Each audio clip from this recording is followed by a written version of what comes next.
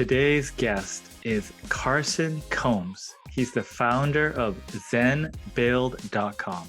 Carson, thank you for coming on the show. Yeah, absolutely, man. It's pleasure to talk to you today. Yeah, so I'm looking forward to learning about your background because, I think before we got on the air, you characterized yourself as a brick nerd. So tell me about that. Yeah.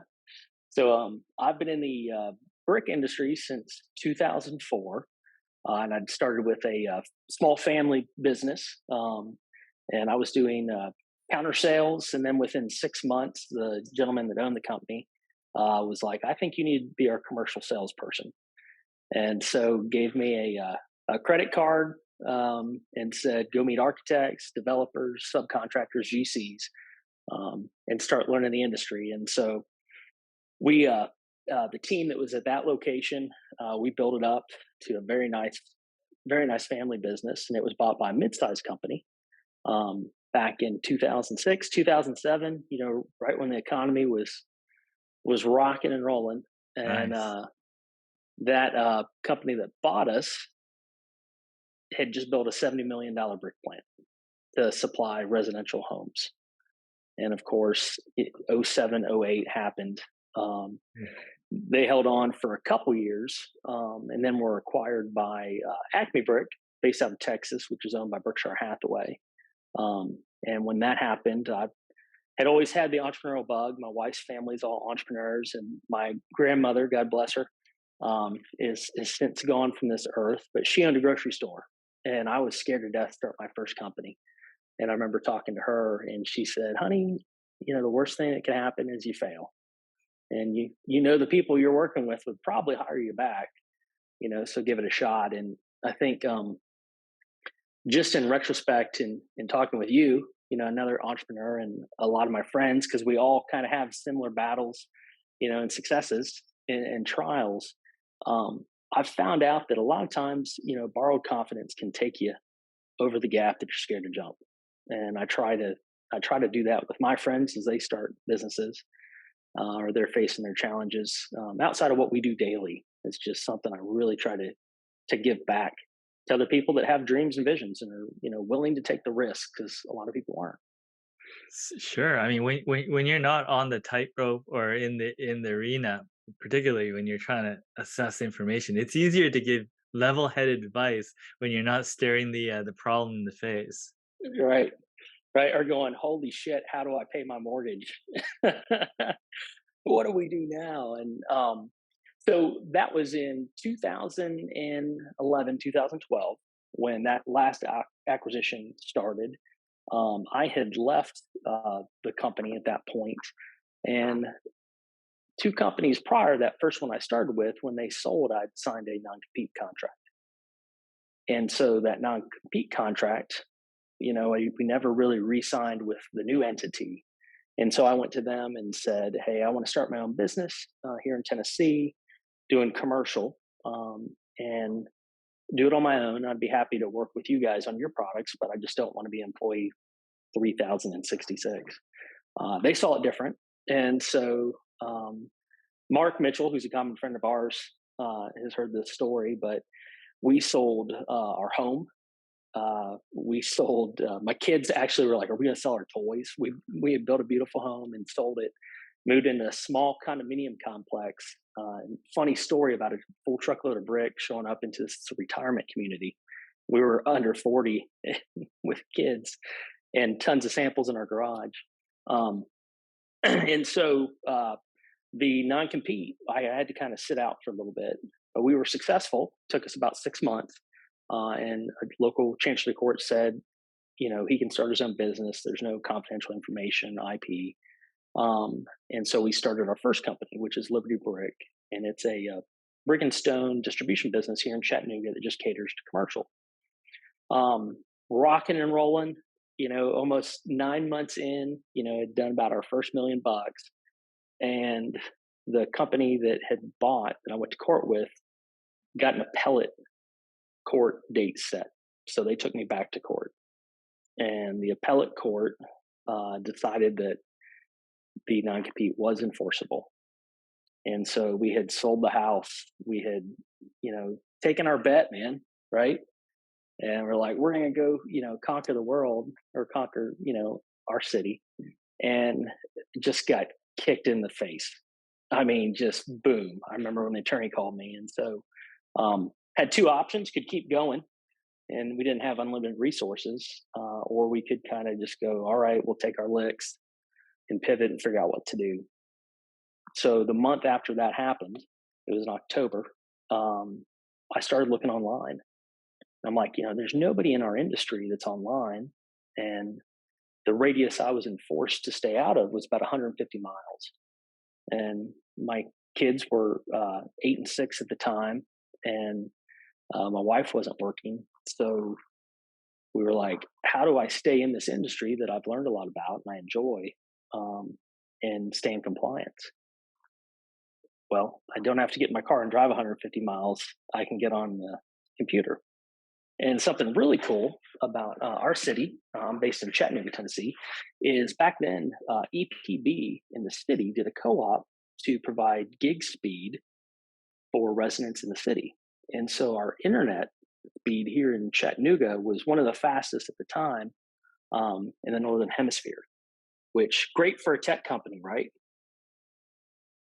Fast internet, and your system can run much quicker than dial up out in the country. And so we started looking and put some products up on a little website we built with, I think it was maybe Weebly or Shopify or something at the time. And we had our first sale, was a guy up in Louisville, Kentucky, and he bought some brick for a like backstop for his kids' little league field. And he was like, man, he was like, I'm glad I found you guys. The closest physical distributor to us was about 80 miles from where I'm at. Mm. And I called, nobody called me back. I drove over there, didn't see anything I liked, told them where my job was at. And they're like, well, we really don't service that area. And if we did, it's, going to cost you, to ship it. Um, and so we started what is now Zen Build, through that process. And our model is pretty simple in that we've developed the brand and a platform, and we take our manufacturing partners and their product. We have live inventory in our system that anyone from a homeowner to a large scale multifamily customer, can purchase, and we ship directly from the plant to the job site. And so we do a lot of things. If you kind of look at it from, a carbon footprint standpoint, we're using way less fuel to move product around. We have less breakage because traditionally a product is made at a plant, delivered on a truck to a local distribution center, offloaded, then eventually unloaded onto another truck and taken to a job site. And so each of those times you touch product, there's costs associated. And by direct shipping it, we're able to, deliver, great material that's been around for 10,000 plus years, in quicker time frame and at a competitive price. But the industry didn't like it, Yeah. right? Surprise, The surprise. the industry was like, oh hell no, we've got little monopolies of distributors. And so when we first started building the platform, we thought, okay, gosh, that's a big mountain to climb, convincing the industry that we can bypass this distribution network that's been the same way for 100 years through the internet.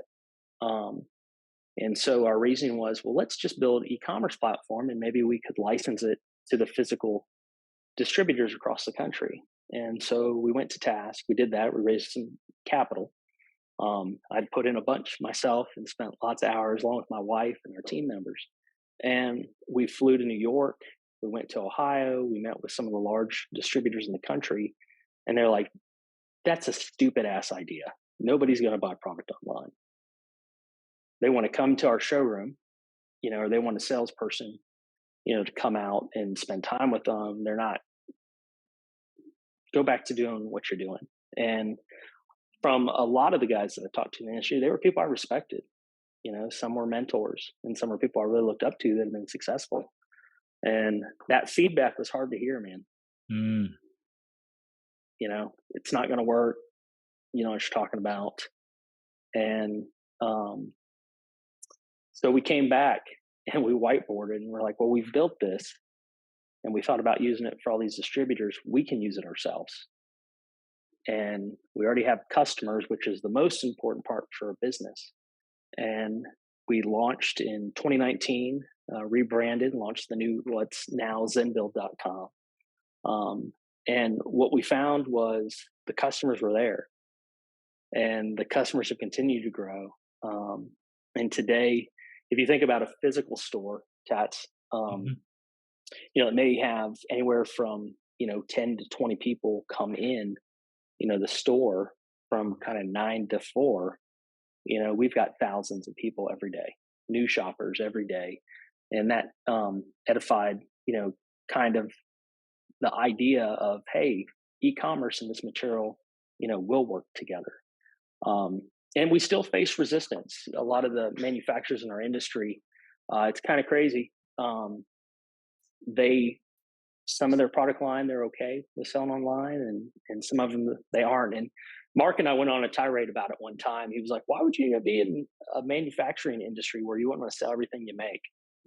And I'm like, "There's a lot of things that don't make sense in construction, as a whole, but it's the way we've always done it." And I think yourself, and others in the industry, along with me and my team, really see that transparency, speed, and everybody says they're good at customer service, but when you have a customer that calls you up after everything has been done on the project and goes, "I talked to a live person. You guys were responsive. You took care of me." I mean, that's a KPI for us. What do we hear from our customers? Because the customers are your biggest evangelists to other people. And so from homeowners to contractors, I think we've got a bunch of evangelists out there, and we hope to continue to grow that. Yeah, for sure. Lots of things to focus on there. I mean, you've done many different things with this. You touched on different skill sets. I mean, when people come to you, say, "Hey, look, I like what you've done.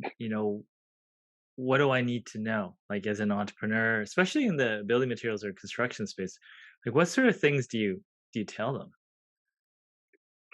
Yeah. Actually have a group that is developing a payment solution right now, and two founders. I think one's maybe Palo Alto, one was New York. And I talked to them just last month. And they're like, here's what we're trying to fix. What do you think? And I'm like, I think it's a great idea. Um, two things. I'd tell you to double the time you think it's going to take to achieve what you want to achieve. And I was like, double what you think it's going to cost, and be willing to embrace that and know that, you're not going to, be in the green, when you start, and it takes way more time than what you think. But if you, you really have not just a passion, but a vision, surround yourself with as many people in and outside your industry that understand and can help you look for the pitfalls, because there's tons of pitfalls in starting a business.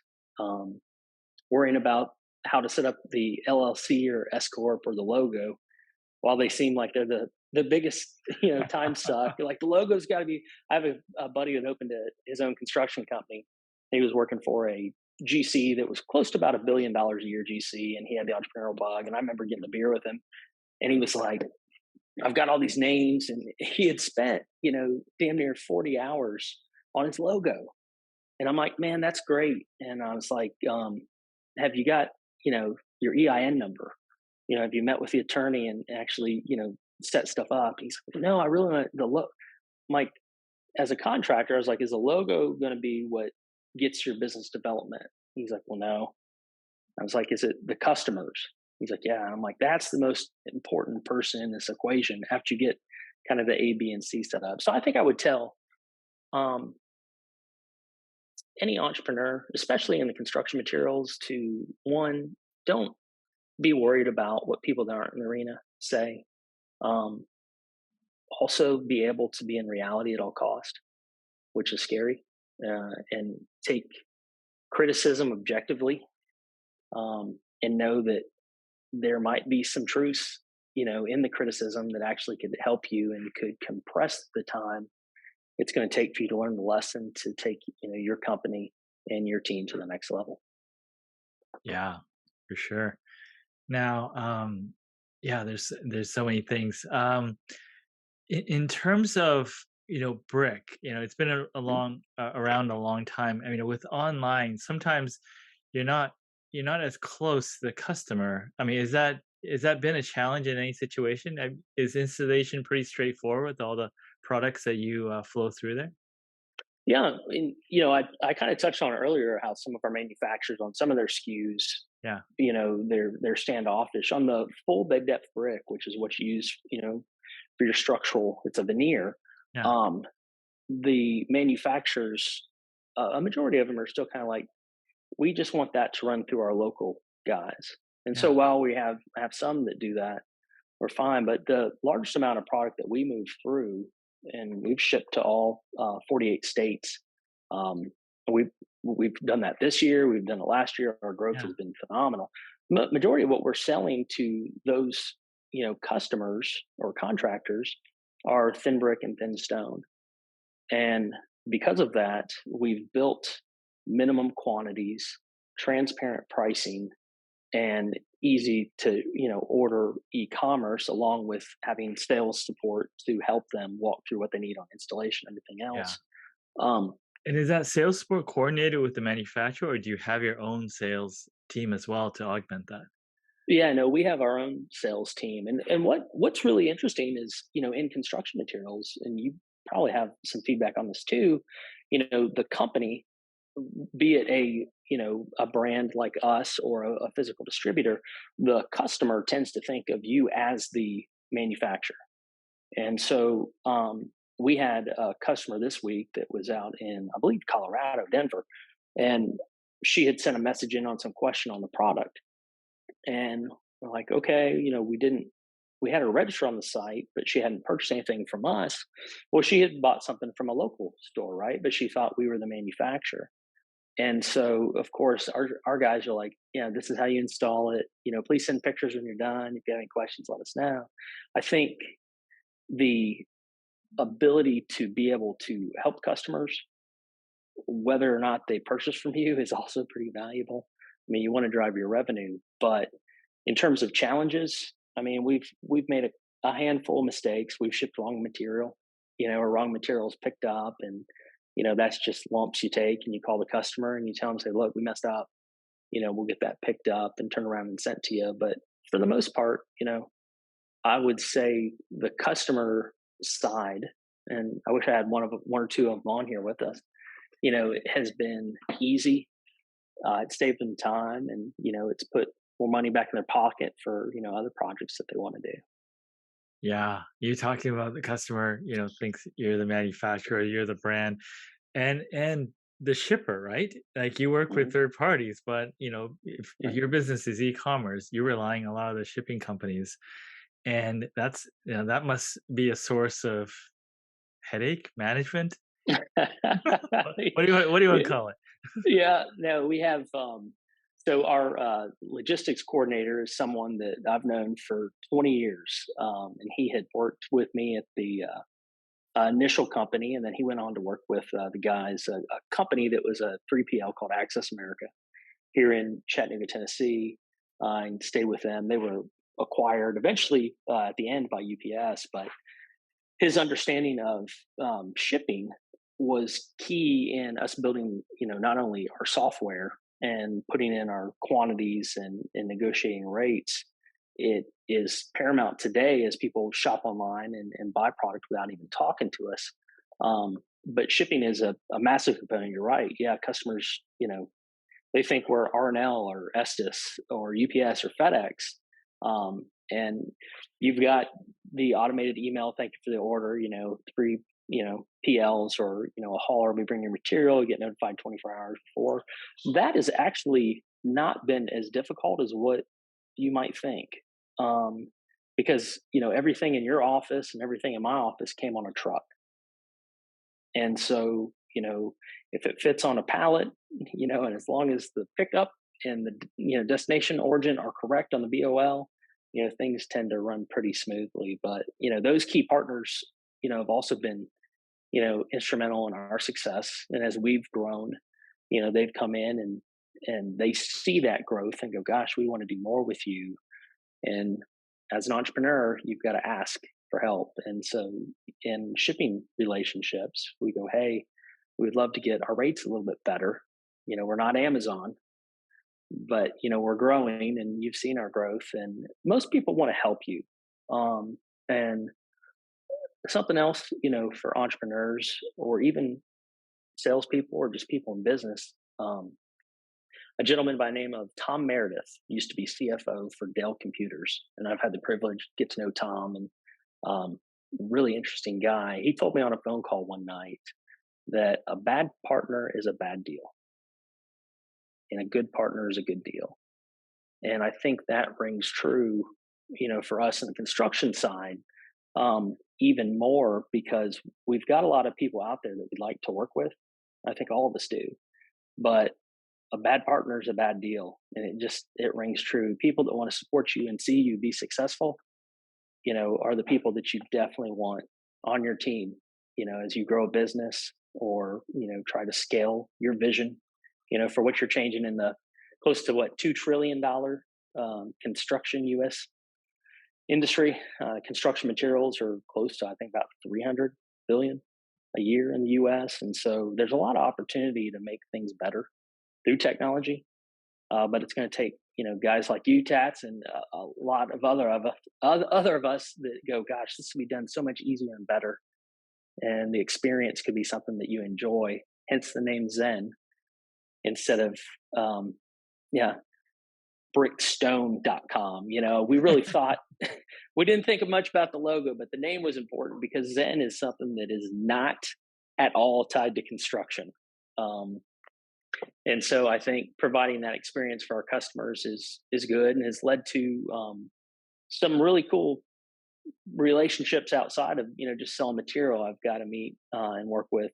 There's a really cool women's clothing brand called Rose and Remington. They're based out of Cincinnati, Ohio, and it's the Alexander family, and they have a national expansion plan. And the son Nate had come in off of a Google shopping ad, and they were trying to get furnishes and stuff for their store, and was able to connect with him through one of my sales guys and started talking to him. And he was like, man, this is really cool. He was like, we would try to find local and we'd get the same product, but it would be 30 to 60% higher in different locations. He's like, you guys ship nationwide. And it's another, interesting part of your entrepreneurial journey as you meet people that are trying to build and scale businesses. We all want to help each other because rising tides, bring all boats up. And I think being aware of that and kind of feeding into that and being willing to help people, I think takes you so much further than just going, I'm not going to talk about how I do what I do. Because I think you'll steal it. I think that is so short sighted. It's so short sighted. Sure. I mean, if you share, I mean, you help, but also you got to keep learning, right? You can't hold on to stuff. So, no, that's very nice. So, do you think the traditional distribution network is starting to kind of fade away? Eventually, is it all going to be sort of online, supported through sort of you know personnel on the ground? Yeah, great question. Great question. I think COVID definitely accelerated, as it has with a lot of industries on digitization. The industry as a whole, the physical distribution yards, I think some of them will always be around. But if you look at the age of the population that's in the distribution network, most of those guys are closer to retirement than they are the beginning of their career. And so consolidation in our industry over the last 3 years has been pretty substantial. When we first built the platform, we built a library of all the manufacturers, all the SKUs, all the sizes, close to 17,000 products. And there was a little over, I think, 103 or 104 brick manufacturers. Today that number is closer to 50. And then on the distribution side, some of those locations have been bought by manufacturers. And then you've had consolidations. And so I see really what will the customer expect? Well, the customer expects to be able to have pricing, not a gatekeeper, They believe they should have choices, and they should be able to do that from their home, their mobile phone, and not have to be confined to driving to a bad part of town, Monday through Friday, not open on Saturday or Sunday. And so, in my opinion, our platform and what we've built is absolutely, the prime disruptor for distribution in the country. But I see that distribution will probably always be there to some extent. I think the manufacturers are tending to go more direct too. Um, and I think what would be healthy for the whole industry is our industry doesn't have any type of MSRP where this is the price, and so from a homeowner to a home builder to a large scale contractor developer, it's all different pricing, and so there's a lot of lack of trust between the customer to the distributor. And what we do at ZenBuild is we put the price up there. Here's what it is, and let the customer make the decision, because customers have a thing called Google and YouTube, and they can do all their research. They don't necessarily need someone to help them, but if they do, we have that as well. And so, um, that's a long way of saying, Tats, I think that distribution will always be around, but in kind of a shadow of what it was in the 80s, 90s, and early 2000s. Yeah, and as you were talking, you touched on another thing, which is um, well, what will stop, or not stop, but like you said, manufacturers are starting to go more direct, right?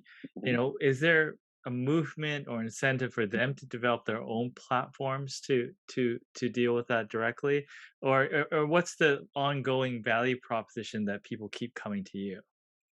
Yeah, yeah, great question. And so it's funny because our larger manufacturers in the industry, their heads of marketing and VPs have come to our office or been on a Zoom or phone call with me. They are really driven by, if you break it down to what it elementally is it's fear. And so if they were to go ahead and create an e-commerce platform and sell direct, they're fearful that that distribution network would would shy away from it, because that's the way it's always been done. And in that way that it's always been done is the opportunity of our platform and what we've done. On top of that, our manufacturing partners that work with us are shipping product thousands of miles away from where they would normally sell it. And so, when you've got a manufacturer in California that predominantly handles on the West Coast, seeing their products move into Chicago, New York, Texas, Florida, they're like, oh my God, this is amazing. And I'm like, it's the customer. We've made it easy, and the customer has desires for these products that they wouldn't see, because in those local showrooms, they're going to show you these three products and make a decision between these three. They're not going to really kind of show you the wealth of what our beautiful products can do. And I believe that manufacturers may eventually, ease into it, but they're all kind of centric to their own plant. And so, a lot of them are just kind of scared of it, because they go, well, how are we going to handle shipping? Right? That's a great question you asked. How Yeah. are we going to handle, giving customers samples? What if they need a little bit more? I think all those things are opportunities.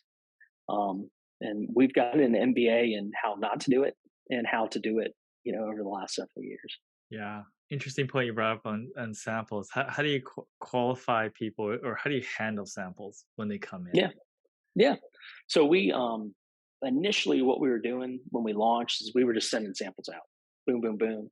And it was great, and sales were coming in off of it. But the problem is in our industry, manufacturers pay to ship the sample. And they typically send it to, a physical store or maybe to an architect. And their sample department looks like, remember Office Space, all the paperwork they had to do the reports. That's what the samples department looked like. And so they didn't really prioritize samples. They would get them out, as they come in. And so what we did is we went back and said, instead of just sending samples out for free, we're going to charge $15, for a sample. We're going to go to our manufacturing partners and send them a UPS label. So ZenBuild is going to pay for you to ship your sample to one of the ZenBuild customers. And at first, that was kind of like, you guys are going to pay to ship it? Well, we always pay to ship it. We're like, well, we're going to pay to ship it. And here's the caveat: all those samples that don't get out for 2 to 3 weeks and customers are trying to make buying decisions in a matter of days, our samples are going to get out the same day or the next day. And Mm, we will pay for shipping. And I mean, that's a great, I don't think about it now, man, because we're several years in, but that was created out of necessity. A customer had ordered a sample from us. We had one, and it took nearly a month to get them a sample.